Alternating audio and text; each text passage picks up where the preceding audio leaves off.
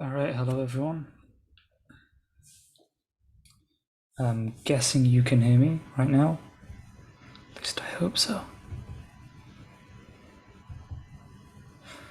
So I'm going to basically be walking you through the fourth year registration and how the sign-up's going to work for the rotations. So let's just get right into it. It's already 8 p.m. Let's not waste anyone's time.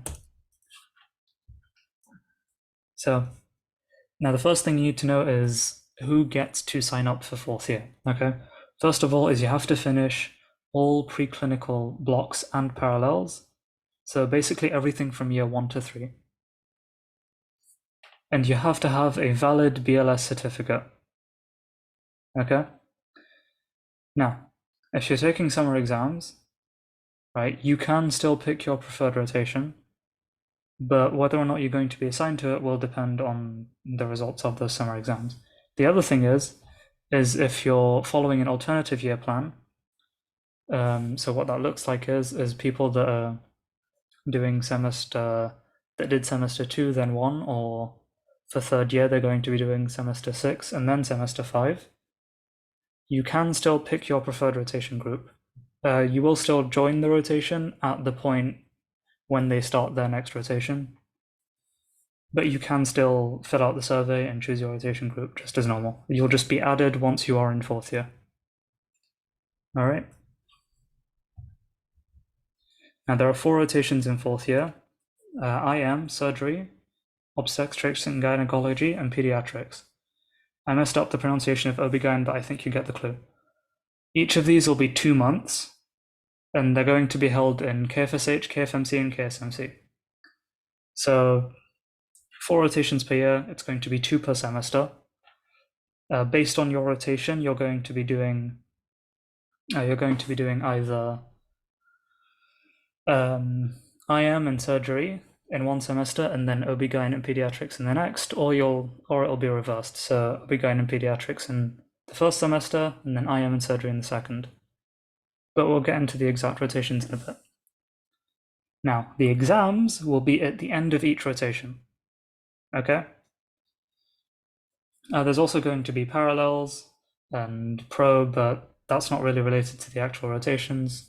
That's just something to keep in mind. The batch is going to be divided into 4 major groups. That's these 4, A, B, C, and D. Now, in the document, there was a bit of a mistake. We're going to correct it and release the corrected document as soon as possible. Now, these are predetermined, so you can't mix and match with these orders. But what you can do is you can choose one of these groups, and then you're going to follow their rotation order throughout the year. Okay?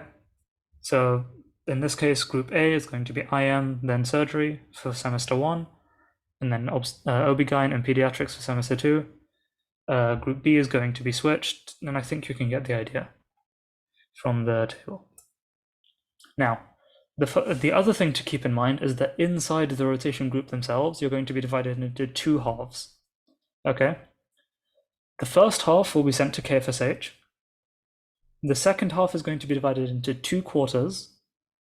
One will go to KFMC and the other one will go to KSMC, or SHMC.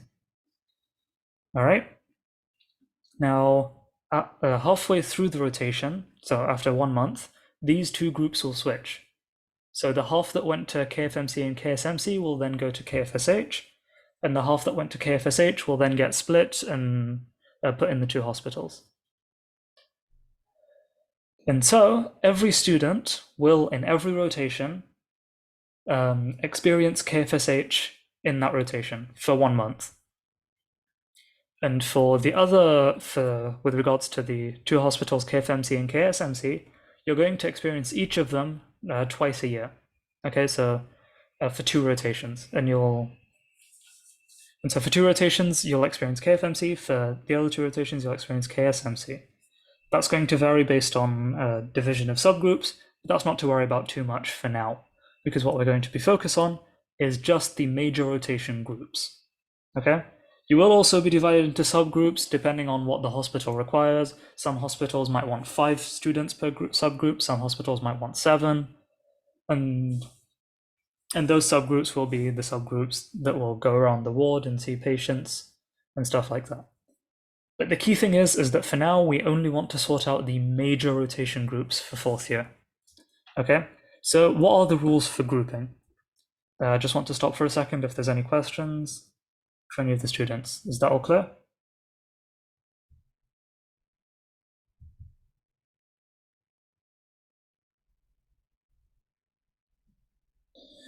Okay, so moving on to the rules. Now, because of the way this uni is run, there are a set of rules that we have to follow. Do we get to choose the subgroups?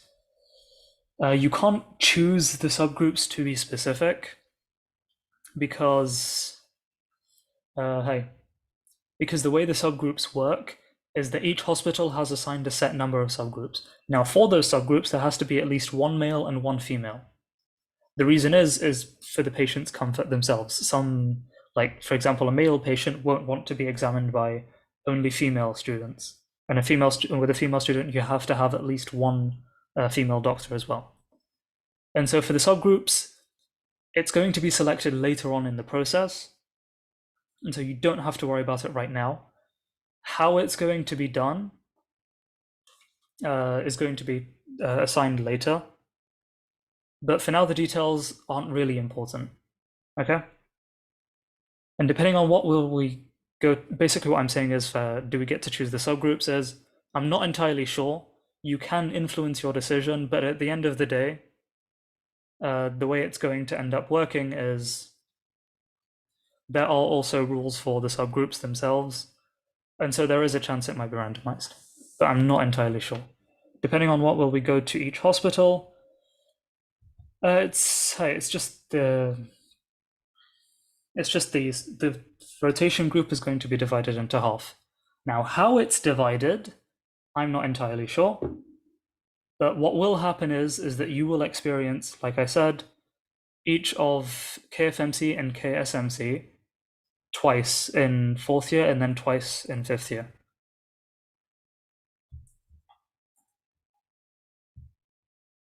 Now, for the rules, they do apply to everyone, and no one is exempt, of course. We're going to try our best as your BLCs to accommodate for what you prefer in terms of choosing your friend group and stuff like that. But at the end of the day, there are these rules that we have to follow as part of university protocol. Now, the following are the conditions that have to be met. The first one is that there has to be a balanced distribution of GPAs in every rotation group. How this works is that we're going to make our rotation group based on your preferences in both your first two choices so your first choice of rotation and your second choice of rotation, and what friend group you want to be in. We're going to submit it to the university, and then obviously they're going to reject it because this thing takes 7 million drafts. But the point is that they're going to then tell us, hey, these groups aren't balanced, please change these students around. Okay?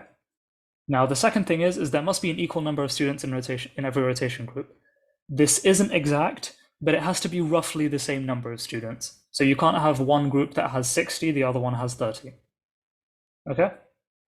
The male to female ratio needs to be as equal as possible. Again, this is because when it comes to dividing subgroups, each subgroup has to have at least one male and one female. And finally, no one is allowed to switch groups. Okay, once the groups are finalized, you can't switch afterwards. The reason for this is that you're going to end up missing a rotation or missing part of a rotation if you switch midway through one. And the only way to change which group you're in effectively is to repeat the year with the next batch, which I don't think anybody wants to do. So we're going to try to meet what you guys want, but because of the difficulty of meeting the requirements, we might have to switch to your next best alternative, or we might have to move you to other groups based on whether or not you prefer to move with your friend group. Okay? Now, again, the final groupings are permanent, and any unprofessional behavior, or if you guys go to complain to student affairs, they're just going to randomize our groups and they're going to ignore every preference that we have. Now, if you do have any problems, please contact us before approaching any of the faculty, because if you do complain again, it can result with randomization. Okay, let's take some questions. Can you pick the rotation you start with? Yes, you can. It's based on which group you pick. So if I go back a couple slides. So if you look here, you can see that I'll get to the second question in a bit. If you look here, you'll see that each of these groups starts with a different rotation. So you can choose which rotation you start with, but once you start the rotation, once you start the rotation with the group, you have to continue with that group. And next question, if the distribution is a balance and the university asked us to redistribute, will we have a chance to choose the groups again or not? Now, for the most part, the way I'll show you guys how the survey is going to look in a bit. But the way it's going to work is you will pick your first choice for the group, and then you're going to pick your second choice. And so first we're going to work based on that when they ask us to redistribute. And then if things still aren't working out, we might have to contact you guys and try to redistribute the groups based on that. What if everyone picks group A? Well, then we'll be forced to distribute the students into other groups. Again, because of the way the survey works, you can choose to be with your friends. And so we will try to keep that in mind as we assign the groups.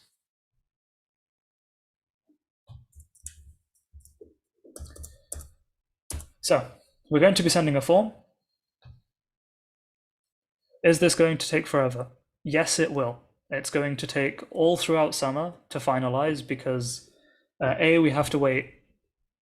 We have to wait for everyone to finish this semester, and then we get to see if anyone's going to be leaving our batch or if anyone's going to be joining our batch from fourth years. And then we have to remake the groups all over again based on that. Then we have to wait for summer semester to finish and wait for those results to come out and then redistribute based on that again. So yeah, it's going to take forever. I'm really sorry.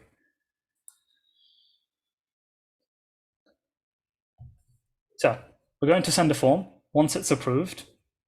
And alhamdulillah, it has been approved. So we're going to send it tomorrow, inshallah. And we're going to collect data based on your preferences for the rotations and preferences for friend group. Okay. And we're going to try our best to make sure that everyone fills it out. But bear in mind that we can't force you guys to fill in the form. So if you don't fill in the form, we're not going to hold responsibility for that. Okay. And the other thing is that it's not first come, first served. We're going to wait until after everyone's filled it up, and then we're going to work on an individual basis to make sure everyone gets an equal chance. So based on your choices, we're going to group you guys together. We may have to contact you for necessary changes, as we mentioned. It's going to take forever, and so we're going to need all your responses as soon as possible so we can get this going and hopefully finish it soon. And so we're only going to be choosing major rotations at this point. Subgroups are going to be dealt later before the rotations begin and once the big groups are finalized. Any questions? Tomorrow you're sending the forms. Yes, we will, inshallah. I'm going to show you. Are these groups permanent until graduation? Yes, they are. When is the deadline for filling the form? When is the deadline for filling the survey? We're going to let you guys know when we send out the form.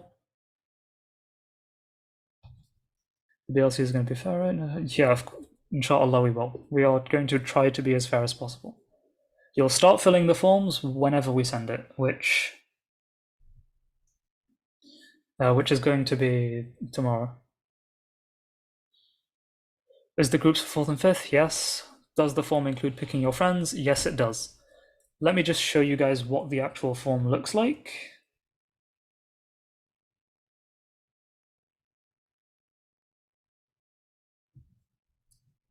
Just give me a second.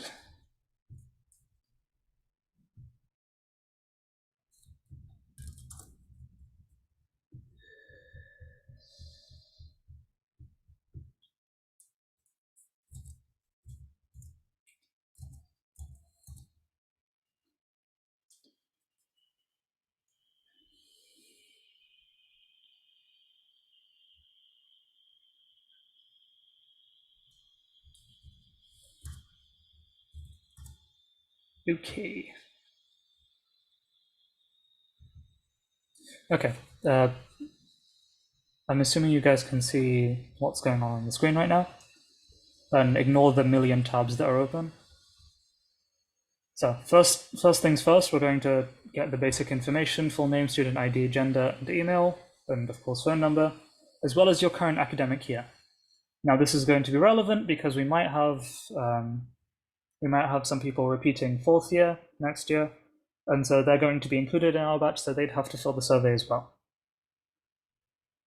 Now, are you following the default 2022-2023 academic calendar? This is to make sure, like, this is basically, are you doing semester 5 then 6, or semester 6 and then you're going to be doing semester 5 and then joining us? All right.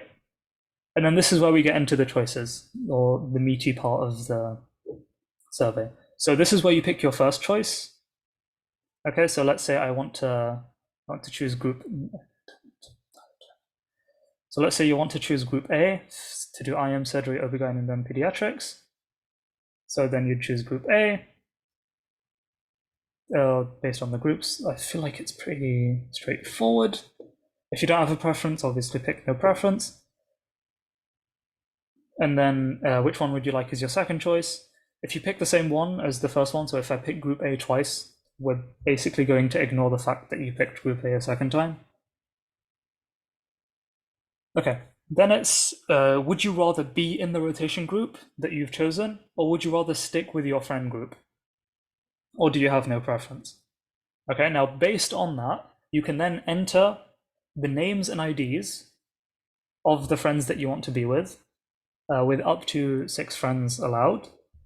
If you choose any more than that, we're going to disregard the names that come after the 6th. Okay. And so based on that, we're going to try and match you guys to your friend groups. Now, unfortunately, this does mean that you can't join a group of 20, 30 students and all go into the same rotation. But this is also to keep things as balanced as we can, because if everyone decides to go all together as one batch into group A, it's going to mess things up, and at that point, everyone's going to be forced to be randomized. So we're trying to limit things, and it has been chosen that we limit it to a number of 6. Now, if you have any siblings from the same academic year that you share transport with, please add their names and IDs. This is for people that share a car when they travel, to try and keep things tidy, because obviously it doesn't make sense to send 2 students into 2 different hospitals on the same day. And then there's just, I understand that no changes can be made and that you made this by your own choice. And yeah.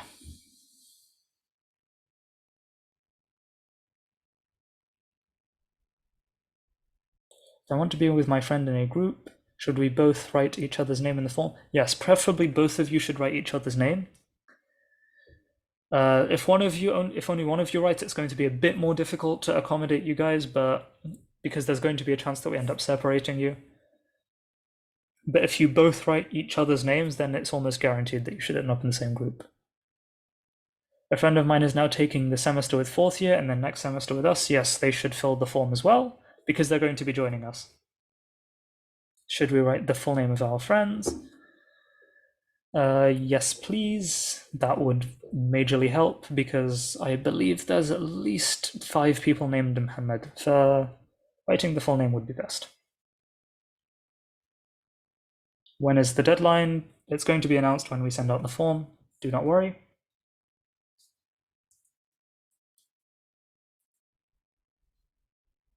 Okay. Are there any other questions?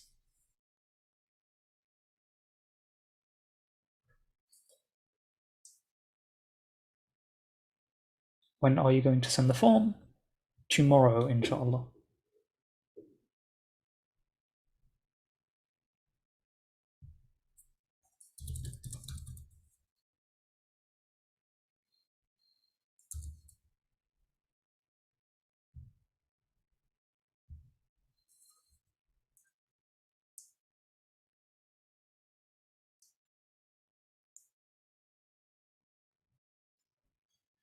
Okay, I think that should be all. If you guys have any other questions or concerns that you want to that you have, don't hesitate to contact me or any of the other BLCs. I will make sure to help you out. If you don't write any friends, but you choose a specific... Okay, so if you choose a specific group, but you don't add any friends, we're going to try and focus on putting you in that group, if possible. Okay, because if you prefer staying in a specific rotation group over staying in a friend group, we will prioritize putting you in that rotation group.